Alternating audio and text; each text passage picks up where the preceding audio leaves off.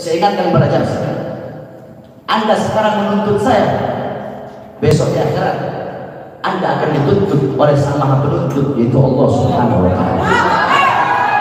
Terakhir saya ingatkan majelis hakim yang mulia, sebagaimana saya mengingatkan diri saya, sekarang majelis hakim bisa mengadili saya. Sekarang majelis hakim bisa mendudukkan saya di sini. Kelak di akhirat majelis hakim akan didudukkan oleh Allah dan akan diadili oleh yang Maha Adil, yaitu Allah paling tinggi hakim.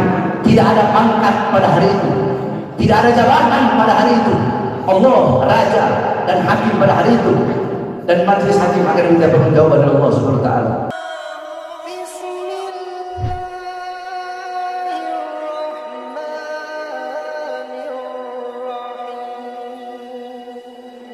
Assalamualaikum warahmatullahi wabarakatuh. Waalaikumsalam warahmatullahi wabarakatuh.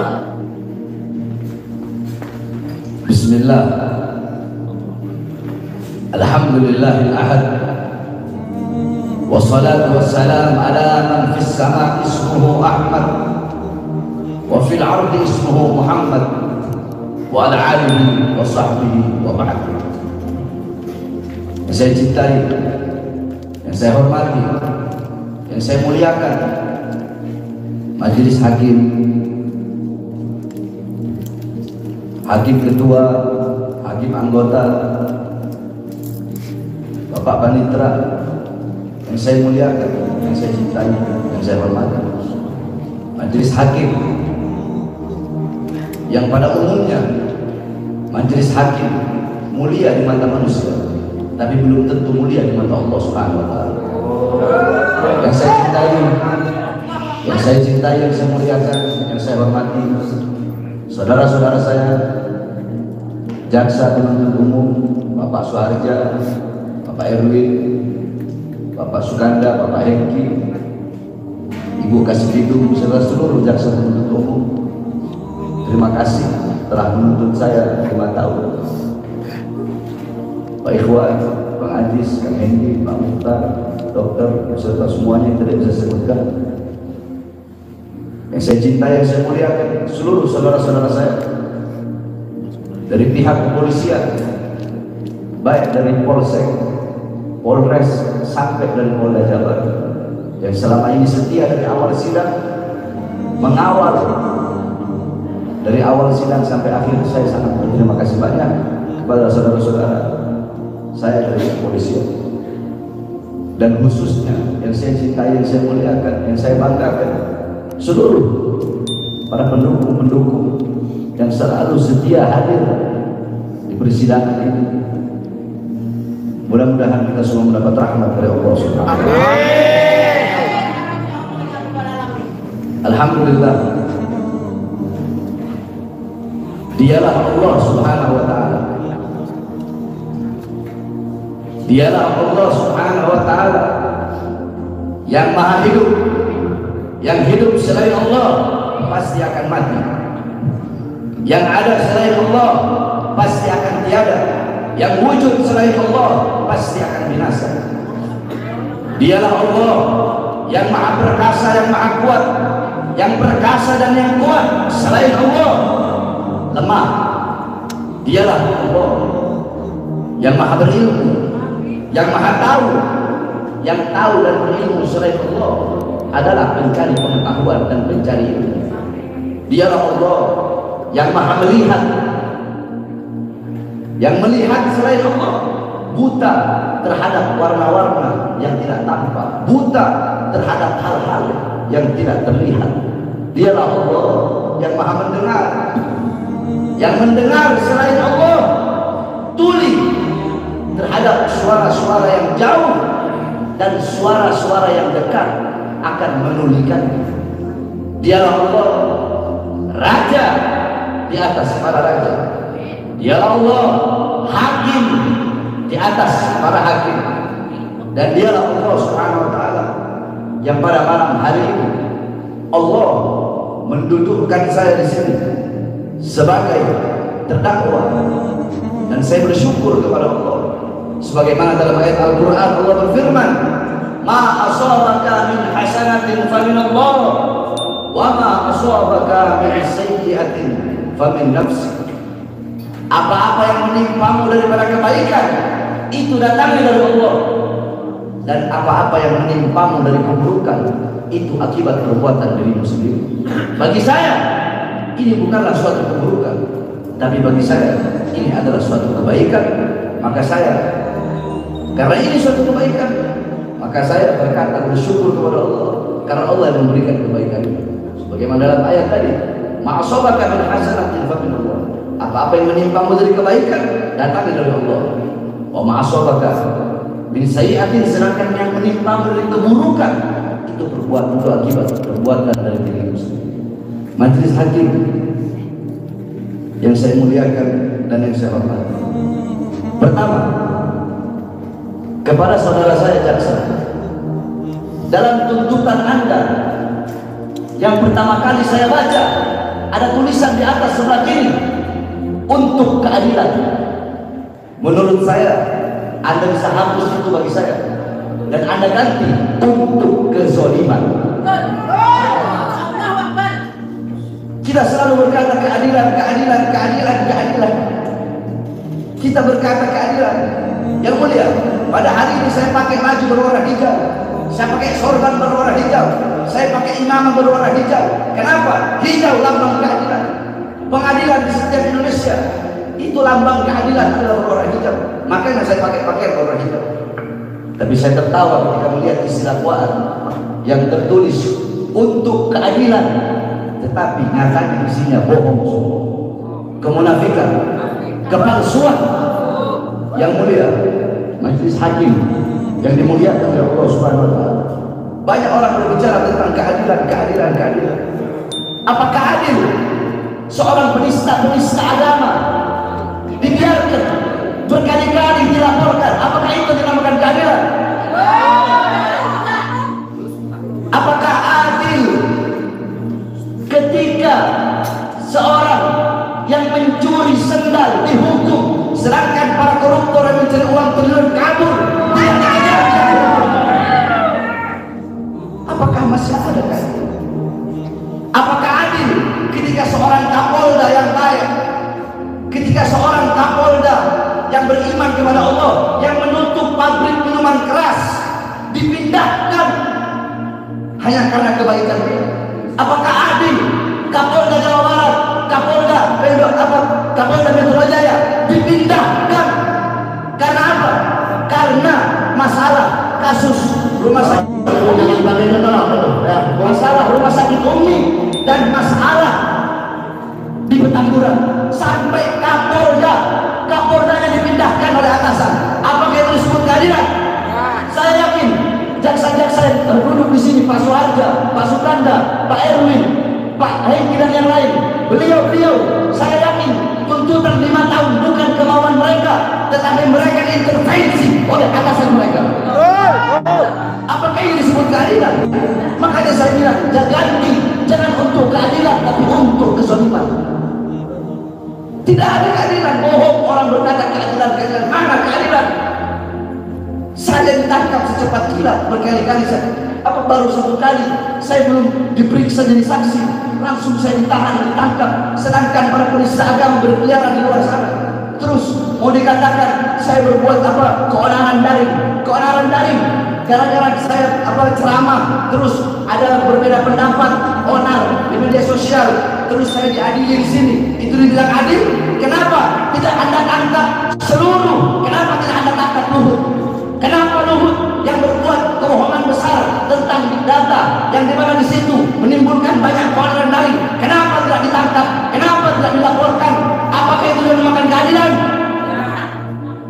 Kenapa banyak pejabat-pejabat yang berbohong, yang berdusta, yang ingkar janji? Bukankah ingkar janji itu suatu kebohongan? Menyebarkan berita bohong yang di dalamnya di situ juga ada keonaran daring, bahkan bukan hanya keonaran daring. Begitu banyak rakyat yang susah, rakyat yang kelaparan. Apakah ini disebut keadilan? Jadi jangan berbicara untuk keadilan. Tidak ada keadilan. Bohong, dusta, munafik. Saya ngomong begini apa adanya, mulia. Saya berbicara apa adanya. Saya berbicara dari hati. Saya berbicara tidak dibikin-bikin, tidak disetting-setting. Sebagaimana jaksa yang mulia, ketika saksi yang dihadirkan oleh para jaksa, saksi-saksi, semua saksi yang dihadirkan, yang mulia bertanya, pengacara bertanya, saya bertanya. Tapi ketika saksi-saksi dari kami dihadirkan, tidak ada satupun dari jaksa yang bertanya. Ada apa? Kenapa jaksa tidak bertanya? Apakah sudah disetting lebih dulu? Habib Bahar itu kan 5 tahun kok, ngapain kita harus bertanya? Nggak perlu ditanya juga kok, apakah seperti itu? Kenapa jaksa-jaksa tidak bertanya kepada saksi-saksi yang kami hadirkan? Sedangkan saksi-saksi yang dihadirkan jaksa, kami bertanya. Kenapa? Karena kami mencari kebenaran, bukan pembenaran. Apakah masih ada keadilan?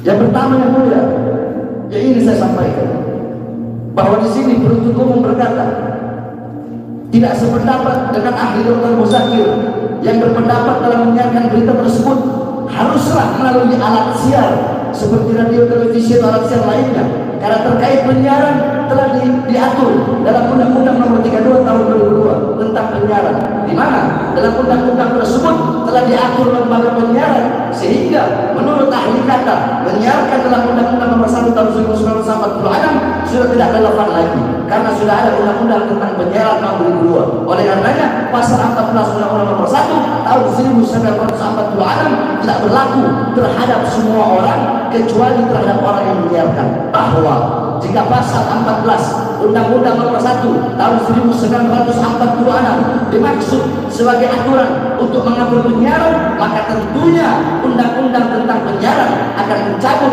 dan menyatakan tidak berlaku lagi pasal tersebut, karena terhadap undang-undang penyiaran baru, yaitu Undang-Undang Nomor 24 Tahun 1997 yang telah diubah Undang-Undang Nomor 32 Tahun 2002 tentang penyiaran, bahwa dengan masih berlakunya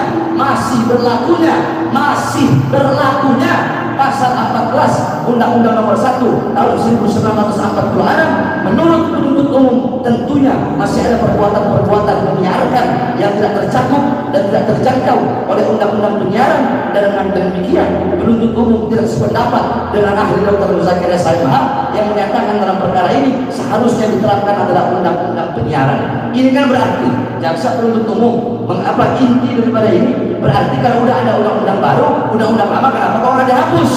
Saya bahas ada undang-undang Omnibus Law tahun 2003 peraturan nomor 11, tapi ada undang-undang baru Omnibus Law tahun 2020 peraturan 11. Kenapa 2003 nggak dihapus? Itu perbandingan yang mulia. Itu yang pertama. Yang kedua, di sini bahwa dalam persidangan terdakwa Habib As-Sayyid Bahar bin Smith alias Habib Bahar menerangkan terkait ceramahnya dalam acara Maulid Nabi Muhammad di Kampung Cimisoro, Desa Langgung, Kecamatan Mangkasi, Kabupaten Bandung. Dia mengatakan 6 pengawal Habib Rizik Syihab dibunuh, dibantai, disiksa, dicopot kukunya, dikuliti kemaluan, dibakar, mereka dibikin seperti binatang. Sumbernya dari buku putih tim pengawal peristiwa pembunuhan TP3, karena 50 buku karena buku mana bukan merupakan produk dari instansi yang berwenang, juga tidak dijadikan sebagai rujukan ataupun dasar atas suatu proses penyidikan. Dari cerita keluarga korban pada saat acara Haul Syuhada, dari foto-foto seluruh jenazah, sedangkan buku putih yang diterbitkan oleh TP3 sumber datanya bukan dari instansi yang berwenang, sehingga data-data yang ada di buku putih tersebut termasuk foto ke-6 jenazah Laskar FPI tersebut tidak valid, sehingga tidak bisa dijadikan rujukan. Oleh karenanya alasan terdakwa Habib As-Sayyid Bahar bin Smith alias Habib Bahar bin Smith tersebut haruslah dikesampingkan.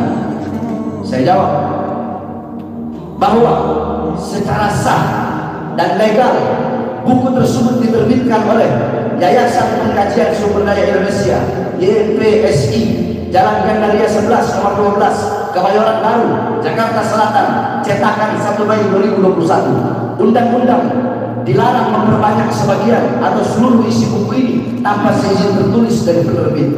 Apa ISBN dengan nomor 978 602 616 8962, bahwa ISBN tersebut secara resmi dikeluarkan oleh negara melalui Perpustakaan Nasional Republik Indonesia. Dan bahwa menurut Ki Haji Amin Muhyiddin, anggota tim TP3, bahwa TP3 mengambil data bukan hanya primer saja, melainkan diambil juga data secara sekunder dan tersier. Majelis Hakim yang mulia, intinya bahwasanya dakwaan dari JPU, intinya JPU mengatakan saya bohong, berarti JPU meyakini bahwasanya oknum polisi 2 orang yang menembak itu benar. Itu kan begitu. Berarti saya menyebarkan bohong. Yang disampaikan oleh Pak Arief bohong. Saudara, Majelis Hakim yang dimuliakan oleh Allah Subhanahu wa taala. Saudara-saudara jaksa penuntut umum, jikalau percaya, jikalau yakin kepada polisi, institusi kepolisian, oknum polisi yang membunuh 6 laskar hanya ditembak, tidak dibantai, tidak disiksa, tidak ada luka, itu kepercayaan daripada dakwaan jaksa menurut sumber instansi yang berwenang,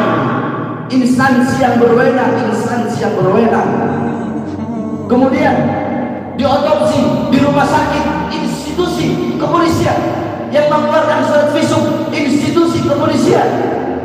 Bahkan 2 oknum polisi yang menembak, jelas-jelas Komnas HAM telah mengatakan itu termasuk pelanggaran HAM, malah dibebaskan. Apakah itu namanya keadilan? Nah, jika jaksa penuntut umum memiliki hak untuk percaya, kenapa saya tidak memiliki hak untuk percaya kepada cerita-cerita keluarga korban yang jujur, yang ikhlas? Andaikan mereka orang fasik, saya orang tahu, saya tidak gampang untuk menerima suatu cerita, tidak bakal langsung saya terima. Dan foto-foto saya tidak dapat dari TP3 hanya saya baca saja.